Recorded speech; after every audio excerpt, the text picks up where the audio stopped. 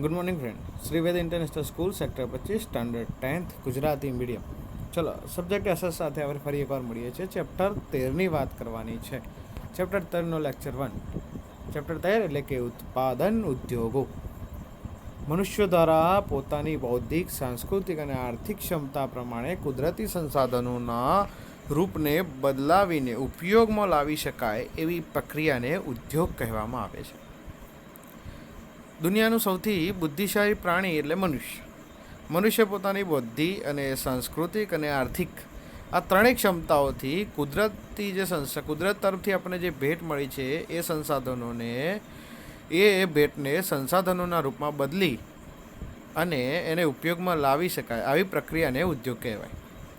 ભારતમાં ઉદ્યોગોની પરંપરા સિંધુ ખીણની સભ્યતાથી ચાલી આવે છે. આપણે મોહેંજો-દાડો મૂવી જોયું તો એની અંદર પણ ખબર છે ને, ઉદ્યોગો પેલો વેપાર માટે જાય છે હીરો, હે ને?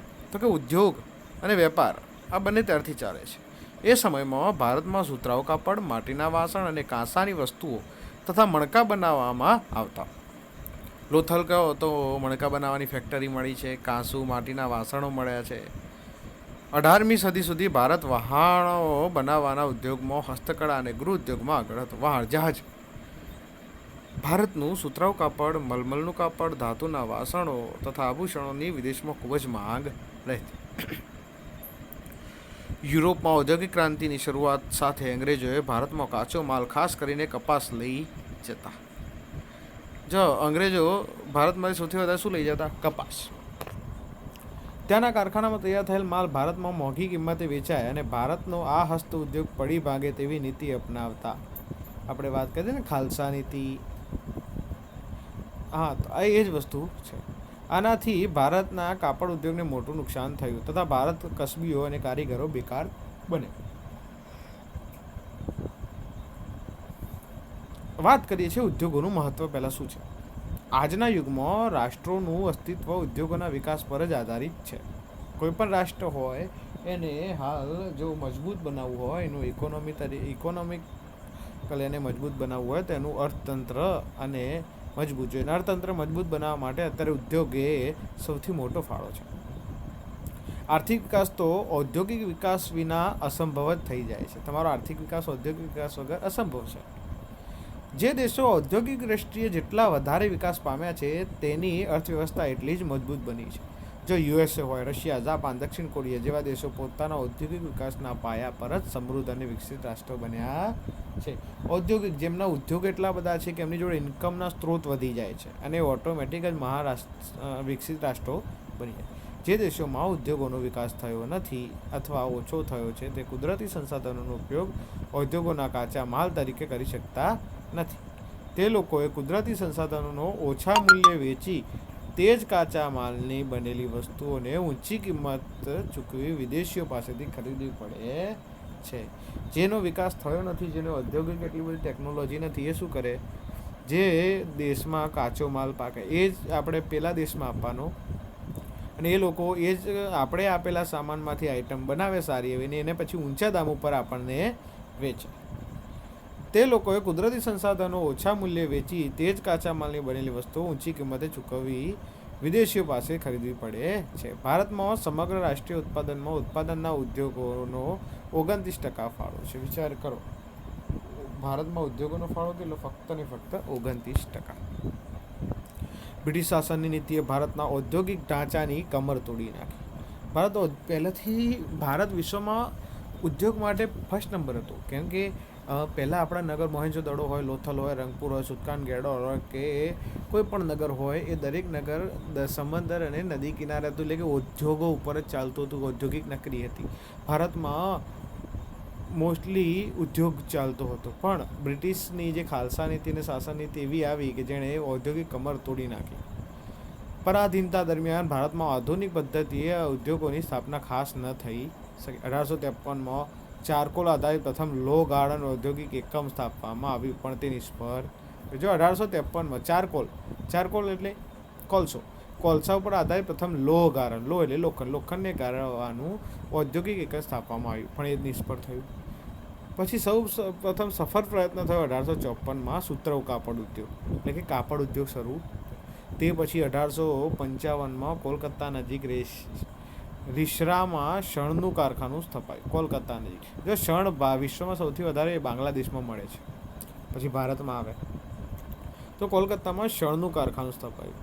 ત્યારબાદ 1874માં કુલ્ટીમાં કાચું લોખંડ એટલે લો અયસ્ક કહીએ છીએ બનાવવામાં કારખાનું સ્થાપવામાં આવ્યું, જે કેટલાક વર્ષ પછી બંધ પડ્યું. જે સમય જતાં 1881માં પુનઃ શરૂ થયું અને 1907માં જમશેદપુરમાં ટાટા લોખંડ પોલાદની કંપની સ્થાપવામાં ઔદ્યોગિક વિકાસની નવી દિશા પ્રાપ્ત થઈ. જમશેદપુરમાં ટાટા લોખંડ પોલાદની કંપની એટલે કે ટાટા સ્ટીલ, જમશેદજી નવરોજી ટાટા, બરાબર, રતન ટાટા જેની આપણે વાત કરીએ છીએ, ટાટા એન્ડ ટાટા કંપની, ટાટા કંપનીની વાત કરીએ છીએ. ટાટા કંપની હાલ 302 એની ટોટલ કંપનીઓ છે. વિશ્વનું સૌથી મોટું ગ્રુપ એટલે ટાટા, ટાટા નેનો કો, ટાટા ઇન્ડિકા, ટાટા સ્ટીલ. દુનિયાનું સૌથી મજબૂત સ્ટીલ એટલે ટાટા સ્ટીલ. સ્ટીલ લોખંડમાં ટાટા કંપનીને કોઈ ના પહોંચે. ઉદ્યોગોનું વર્ગીકરણ જોઈએ. ઉદ્યોગોને માનવ શ્રમ, માલિકીના ધોરણે તથા કાચા માલના સ્ત્રોતના આધારે કેટલાક જૂથોમાં વહેંચવામાં આવે છે. શ્રમિકોના આધારે ઉદ્યોગોને નાના પાયા પરના અને મોટા પાયા પરના એમ વહેંચી શકાય. જે ઉદ્યોગોમાં વધુ રોજગારી મળે તેને મોટા પાયાના ઉદ્યોગો કહે છે. જો જે ઉદ્યોગોમાં વધુ રોજગારી એ મોટા પાયાનો, ઓછી રોજગારી એ નાના પાયાનો. જો સુતરાઉ કાપડ ઉદ્યોગ, જે ઉદ્યોગ કોઈ વિશેષ વ્યક્તિના માલિકીપણા હેઠળના સંચાલનમાં હોય અને આવા ઉદ્યોગોમાં શ્રમિકોની સંખ્યા ઓછી હોય તેને નાના પાયાના ઉદ્યોગો કહીશું. દાખલા તરીકે ખાંડસરી ઉદ્યોગ. આ ઉપરાંત ઉદ્યોગોને ખાનગી, જાહેર, સંયુક્ત અને સહકારી જૂથોમાં પણ વર્ગીકૃત કરી શકાય. ઘણી રીતે ઉદ્યોગોને વર્ગીકૃત કરી શકાય છે. તેમજ કાચા માલના સ્ત્રોતને આધારે પણ ઉદ્યોગોને કૃષિ આધારિત ઉદ્યોગોને ખનિજ આધારિત ઉદ્યોગોના જૂથમાં વહેંચી શકાય છે. કૃષિ આધારિત ઉદ્યોગ: સુતરાઉ કાપડ, શણ, રેશમી કાપડ, ઊની કાપડ, ખાંડ, કાગળ વગેરે કૃષિ આધારિત પ્રવૃત્તિથી પ્રાપ્ત થતા કાચા માલ પર આધારિત ઉદ્યોગ છે. સુતરાઉ કાપડ પહેલો જોઈએ. કૃષિ આધારિત એટલે ખેતીમાંથી જે મળતા હોય એવા. સુતરાઉ કાપડ હોય, શણ હોય, રેશમી કાપડ હોય, ઊની કાપડ, આપણે ખબર છે ને ઘેટા ઉપરથી ઊન ઉતારીએ છીએ, ખાંડ, કાગળ, આ બધા કૃષિ એટલે કે ખેત પેદાશોમાંથી મળે છે. ચલો સુતરાઉ કાપડ જોઈએ. ભારતની ઔદ્યોગિક અર્થવ્યવસ્થામાં વસ્ત્ર ઉદ્યોગનું પ્રમુખ સ્થાન છે. ભારતની જે ઔદ્યોગિક અર્થવ્યવસ્થા છે તેમાં ઉદ્યોગનું પ્રમુખ સ્થાન છે. પણ આ ઉદ્યોગ લગભગ 3.5 કરોડ લોકોને રોજગાર આપે છે. દેશમાં સૌથી વધારે રોજગારી પૂરી પાડતો ઔદ્યોગિક કાપડ ઉદ્યોગ છે. દેશમાં સૌથી વધારે રોજગારી પૂરી પાડતો ઉદ્યોગ કયો? તો કે કાપડ ઉદ્યોગ.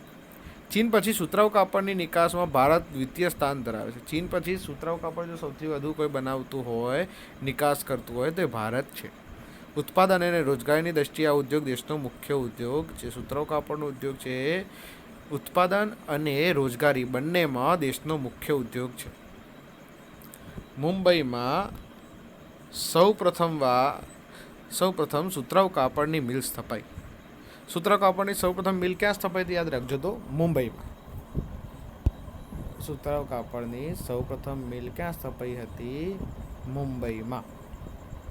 ત્યારબાદ ગુજરાતમાં અમદાવાદમાં શાહપુર મિલ તથા કેલિકો મિલ સ્થપાઈ. સાહેબ કેલિકો, જેમ આપણે પાટણથી પટોળા મંગાવીએ ને એમ વખતે કોઈ વાઈફ હોય ને રિસાય એના માટે કેલિકોની સાડી લેવા માટે. કેલિકોની સાડી એટલી જોરદાર હતી.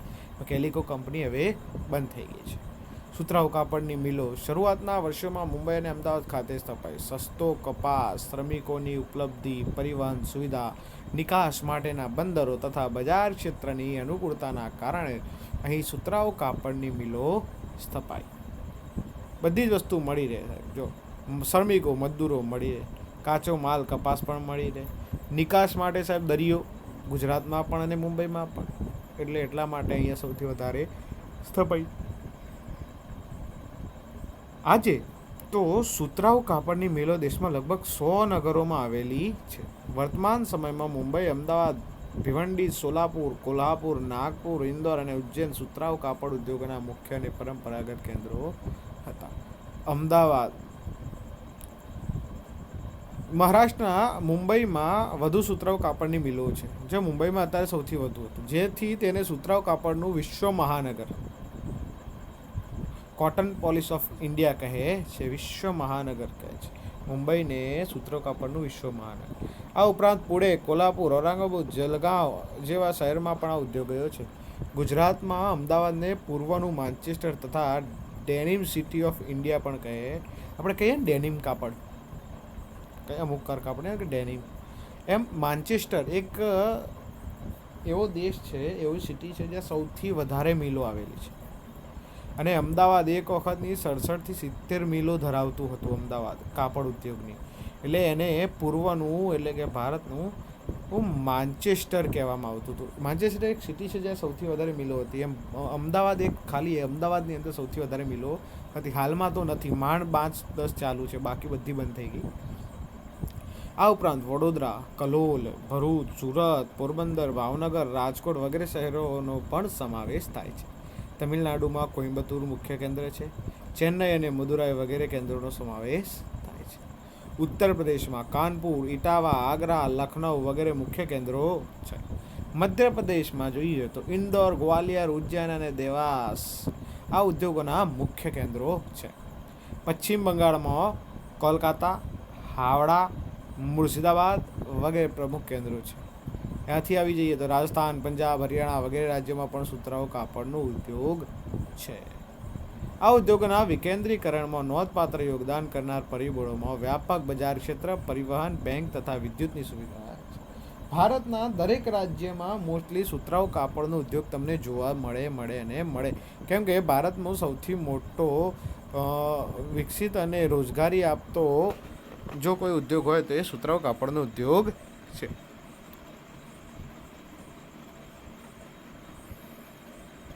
આજે કાપડ ઉદ્યોગ ઉત્તમ પ્રકારના કપાસની અછત, જૂના યંત્રોનો વપરાશ, અનિયમિત વિદ્યુત પુરવઠો, કૃત્રિમ રેશામના કાપડની સ્પર્ધા તથા વૈશ્વિક બજારમાં તીવ્ર સ્પર્ધાની સમસ્યાનો સામનો કરી રહ્યો છે. કેટલું બધી સમસ્યાનો સામનો કાપડ ઉદ્યોગ કરી રહ્યો છે.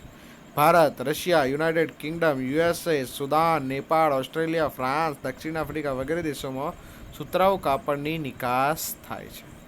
ભારતમાંથી કેટલા દેશોમાં નિકાસ થાય છે સુતરાઉ કાપડ? જો Russia, United Kingdom, USA, Sudan, Nepal, Australia, France, દક્ષિણ આફ્રિકા વગેરે દેશોમાં. ચલો, શણના કાપડનો ઉદ્યોગ. પહેલો તો સુતરાઉ કાપડ. હવે વાત કરીએ શણના કાપડ. શણ એ બીજા ક્રમે આવતો ભારતનો મુખ્ય ઉદ્યોગ છે.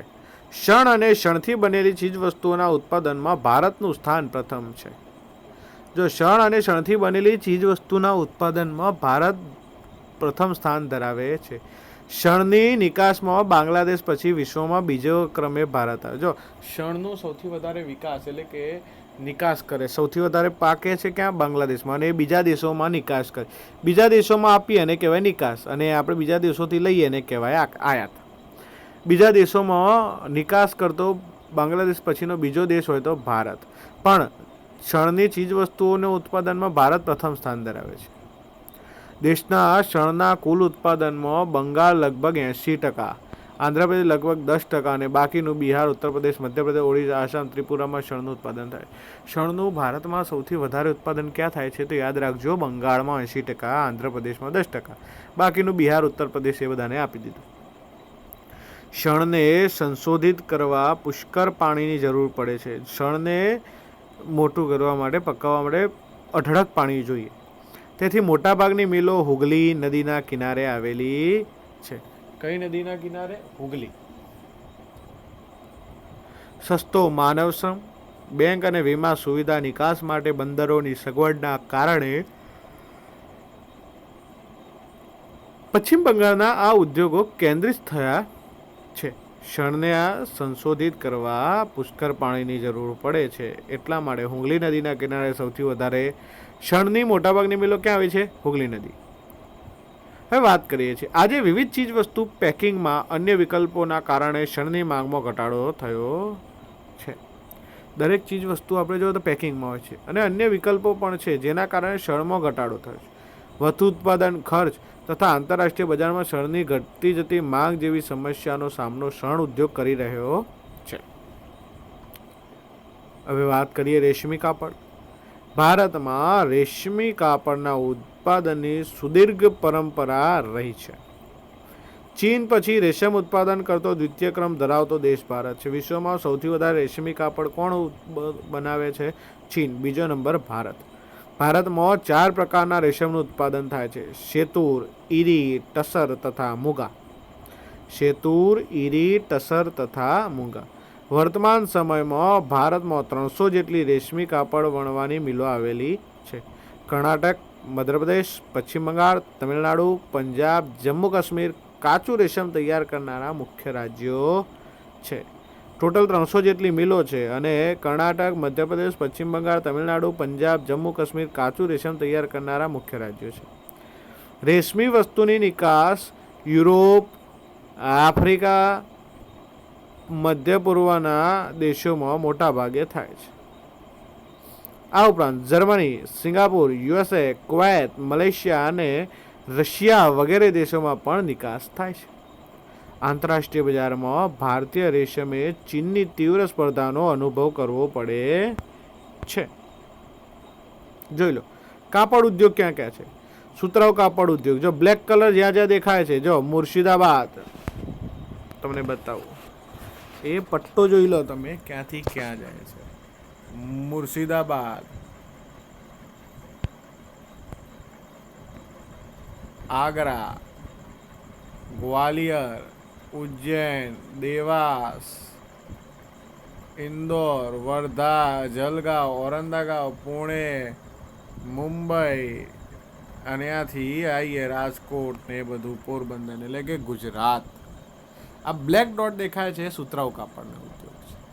હવે જે તમે ત્રિકોણમાં દેખાય છે ઊની કાપડ, જો મુંબઈ, ગુજરાત, બિકાનેર, રાજસ્થાન, ત્યાંથી જઈએ તો જો છેક અમૃતસર, પંજાબ, શાહરાપુર અને મિર્ઝાપુર, બેંગલુર, આ દરેક જગ્યાએ ઊની કાપડનો ઉદ્યોગ છે. અને રેશમી કાપડ બેલગામ, મૈસૂર, કોલર, વારાણસી, ત્યાંથી બાકોચ અને હાવર અને છેક અનંતગંજ, આ દરેક જગ્યાએ રેશમી કાપડ ઉદ્યોગ જોવા મળે છે. હવે વાત કરીએ ઊની કાપડ. ભારતમાં કુટીર ઉદ્યોગ રૂપે ઊની કાપડનો ઇતિહાસ ઘણો પુરાણો છે. કુટીર ઉદ્યોગ, કુટીર એટલે ઝૂંપડું, આપણે જે ઘરમાં જે ઉદ્યોગ થાય એની વાત છે કે ઇતિહાસ સૌથી પુરાણો ઊની કાપડ. સૌથી વધારે ઊની કાપડ મિલો પંજાબમાં છે. ઊની કાપડની સૌથી વધારે મિલો ક્યાં આવેલી છે? પંજાબમાં. ત્યારબાદ મહારાષ્ટ્રનો ક્રમ આવે છે. ઉત્તર પ્રદેશમાં પણ ઊની કાપડની મિલો છે. ગુજરાતમાં અમદાવાદ અને જામનગરમાં ઊની વસ્ત્રોના કેન્દ્ર છે. પંજાબમાં ધારીવાલ, લુધિયાણા અને અમૃતસર મુખ્ય કેન્દ્રો છે. રાજસ્થાનમાં બિકાનેર, જયપુર તથા જમ્મુ કાશ્મીરમાં શ્રીનગર, કર્ણાટકમાં બેંગલુરુ મુખ્ય કેન્દ્રો છે. ઊનમાંથી બનેલા ગાલીચાનું નિર્માણ પણ ભારતમાં થાય છે. ગાલીચો આપણે કહીએ છીએ ને, ઊનમાંથી બને. America, Canada, Germany, France, Russia વગેરે દેશોમાં ઊની કાપડની નિકાસ થાય છે. ઊની કાપડની સૌથી વધારે મિલો ક્યાં આવી? પંજાબમાં. કુટીર ઉદ્યોગ રૂપે ઊની કાપડનો ઇતિહાસ સૌથી જૂનો છે. હવે વાત કરીએ કૃત્રિમ કાપડ. માનવ નિર્મિત રેશોમાંથી બનેલું કાપડ મજબૂત, ટકાઉ તથા કરચલી ન પડવાના કારણે આ ઉદ્યોગે પણ સારો વિકાસ કર્યો છે. સાહેબ, કૃત્રિમ કાપડ જેમાં કરચલી એટલે કે આપણે ઇસ્ત્રી કરવાની જફા રહે. કપાસના રેશા સાથે કૃત્રિમ રેશા મેળવી મિશ્ર કાપડ પણ બનાવાય છે. કેરળ, મહારાષ્ટ્ર, ગુજરાત, ઉત્તર પ્રદેશ, પશ્ચિમ બંગાળ, તમિલનાડુ વગેરે આ ઉદ્યોગના મુખ્ય ઉત્પાદક રાજ્યો છે. સુરત, વડોદરા, કાનપુર, મુંબઈ, અમદાવાદ, કોલકાતા, ચેન્નઈ, મોદીનગર વગેરે શહેરો પણ ઉલ્લેખનીય કેન્દ્રો છે. કૃત્રિમ કાપડની વાત થઈ. હવે વાત કરીએ ખાંડ ઉદ્યોગ. ખાંડ માટે શું જરૂરી છે?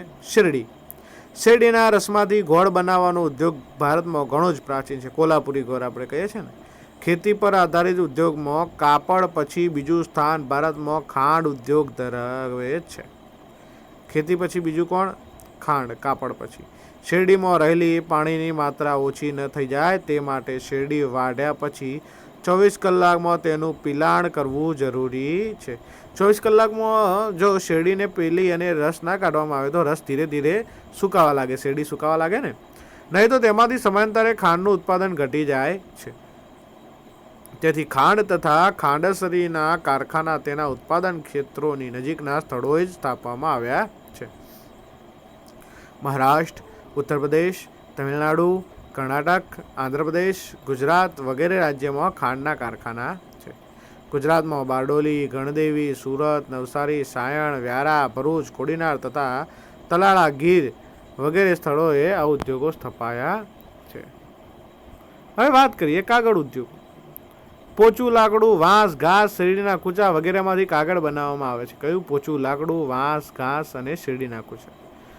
આંધ્રપ્રદેશ, મહારાષ્ટ્ર, પશ્ચિમ બંગાળ, ઓડિશા, કર્ણાટક, ગુજરાત, મધ્યપ્રદેશ, છત્તીસગઢ, તમિલનાડુ, હરિયાણા વગેરે રાજ્યોમાં તેનું ઉત્પાદન થાય છે. ગુજરાતમાં અમદાવાદ, રાજકોટ, સુરત, વાપી, વલસાડ, વડોદરા વગેરેમાં ઉદ્યોગ વિકાસ. આપણું જે કાગળ તમે લખો છો, નોટબુક કે પછી તમારું વર્કબુક ને બધું તમે છે એ દરેક કાગળ શેમાંથી બને છે? પોચું લાકડું, વાંસ, ઘાસ અને શેરડીના કૂચા અંદરથી બને છે. ખનિજ પર આધારિત ઉદ્યોગો. જે ઉદ્યોગોમાં કાચા માલ તરીકે ખનિજો વપરાય છે ખનિજ આધારિત ઉદ્યોગો કહે છે. લોખંડ, પોલાદ ઉદ્યોગ, એલ્યુમિનિયમ, તાંબુ, રસાયણ ઉદ્યોગ, ખાતર ઉદ્યોગ, સિમેન્ટ ઉદ્યોગ, પરિવહનના ઉપકરણો તથા ઇલેક્ટ્રોનિક ઉદ્યોગોનો સમાવેશ ખનિજ આધારિત ઉપયોગો છે, જે નીચેથી આપણે ભૂગર્ભમાંથી કાઢીએ છીએ તે. લોખંડ અને પોલાદ ઉદ્યોગ. લોખંડ અને પોલાદ ઉદ્યોગ ઔદ્યોગિક, ઔદ્યોગિક અને આર્થિક વિકાસની ધરી સમાન છે. ધરી એટલે મેન ભૂમિ, સેન્ટર જે કહીએ છીએ તે. તેના ઉત્પાદનોથી જ અન્ય ઉદ્યોગોના યંત્રો અને અન્ય સંરચનાનું નિર્માણ થાય છે. આ ઉદ્યોગને ચાવીરૂપ ઉદ્યોગ પણ ગણી શકાય. ભારતમાં લોખંડ બનાવવાની પ્રક્રિયા ઘણી પ્રાચીન છે. દમાસ્કસમાં તલવાર બનાવવા માટે લોખંડની આયાત ભારતમાંથી કરવામાં આવતી. ભારતમાં આધુનિક રીતે લોખંડ બનાવવાનું પ્રથમ કારખાનું તમિલનાડુના પોર્ટોનોવામાં સ્થપાયું. યાદ રાખજો, લોખંડ બનાવવાનું પ્રથમ કારખાનું ક્યાં સ્થપાયું હતું? તો તમિલનાડુના પોર્ટોનોવામાં લોખંડ બનાવવાનું પ્રથમ કારખાનું. પણ કેટલાક કારણોસર તે બંધ થયું. પશ્ચિમ બંગાળમાં કુલ્ટી ખાતે કાચા લોખંડનું સફળ ઉત્પાદન થયું. કઈ જગ્યાએ? પશ્ચિમ બંગાળમાં. 1907માં ઝારખંડના જમશેદપુરમાં કારખાનાની સ્થાપના થઈ. 1907માં ઝારખંડમાં જમશેદપુર કારખાનાની સ્થાપના થઈ. લોખંડ પોલાદ ઉત્પાદન માટે પાયે થવા લાગ્યું. પશ્ચિમ બંગાળમાં આવેલા બનપુર તથા કર્ણાટકમાં ભદ્રાવતી ખાતે કારખાનું સ્થપાયું. ભિલાઈ, રાઉરકેલા, દુર્ગાપુરમાં લોખંડ પોલાદમાં કારખાના સ્થપાયા. બોકારો, વિશાખાપટ્ટનમ અને સેલમમાં પણ આધુનિક અને મોટા કારખાના સ્થાપવામાં આવ્યા. લોખંડ પોલાદ બનાવવા માટે લોહ અયસ્ક કોલસો, ચૂનાનો પથ્થર, મેંગેનીઝનો કાચા માલ તરીકે ઉપયોગ થાય છે. ગુજરાતમાં હજીરા પાસે મિની સ્ટીલ પ્લાન્ટ સ્થાપિત થયો છે. મિની સ્ટીલ, જેમ ટાટાનો જમશેદપુર મોટું કારખાનું છે, મિની સ્ટીલ પ્લાન્ટ. ટાટા સિવાયના લોખંડ પોલાદનો કારખાનાનો વહીવટ steel authority of India limited એટલે કે સેલને સોંપવામાં આવ્યો છે. લોખંડ પોલાદના ઉત્પાદનમાં વિશ્વમાં ભારતનું સ્થાન 5મું છે. લોખંડ ઉત્પાદનમાં વિશ્વમાં ભારત 5મું સ્થાન ધરાવે છે. લોખંડ પોલાદ જો સૌથી વધારે ક્યાં? તો ગુજરાતમાં એક જ છે, હજીરા.